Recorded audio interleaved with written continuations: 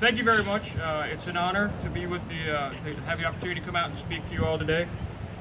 Memorial Day is a time for Americans to reconnect with their history and core values by honoring those who gave their lives for the ideals we cherish. More than 1 million American service members have died in wars and conflicts, and this nation has fought since the first colonial soldiers took up arms in 1775 to fight for independence. Each person who died during these conflicts was a loved one, cherished by family and friends. Each was a loss to the community and a loss to the nation. For decades, Memorial Day was a day in the nation when stores closed and communities gathered together for parades and for other celebrations with patriotic themes.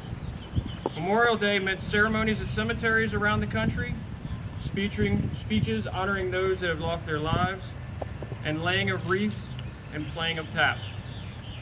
In some places, these ceremonies continued, as we see here today. You, present here today, remember the true meaning of Memorial Day.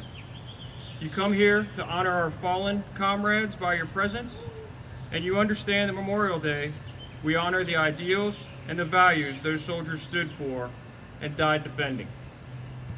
Sadly, many Americans have lost their connection with their history. All too many Americans today view military service as an abstraction, as images seen on television and in movies. For a growing percentage of the American people, Memorial Day has come to mean simply a 3-day weekend or a shopping spree.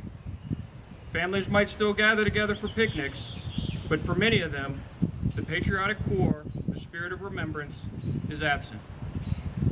Every day, more than 400 World War II veterans die, and when the last one dies, we will begin to forget. That is what happens, you see. How many of us remember World War I? Do we still feel the emotional connection to that war? But as long as we take the times like this to remember those who've lost their lives fighting for this great country, they will never really be lost. This is why we're here in Highland County today, to remember our families, our mothers and fathers, our grandmothers and grandfathers that sacrificed for our freedom. Each of these bricks represents not only the service member on it, but the families that supported them. For those on these bricks who sacrificed their lives in combat, their families bear the brunt of the pain and the mourning of their loss. Each of these people put their personal lives second and their nation first. They all answered the call of the United States and were willing to sacrifice for their friends and for their families. All of them gave up some of their freedoms to safeguard ours.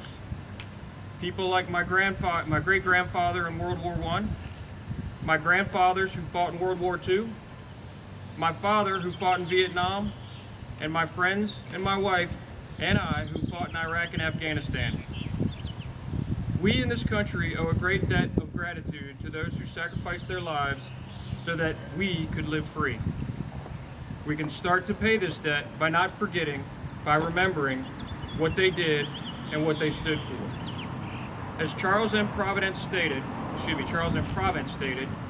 it is the soldier, not the reporter, who has given us freedom of the press. It is the soldier, not the poet, who has given us freedom of speech.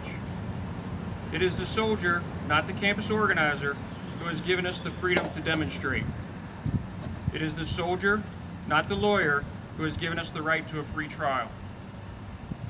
And it is the soldier who salutes the flag, who serves the flag, and whose coffin is draped in the flag, who allows the protester to burn the flag. I would ask that you use this day to remember those who made the ultimate sacrifice. They are the true heroes. Thank you all for your time, and God bless America.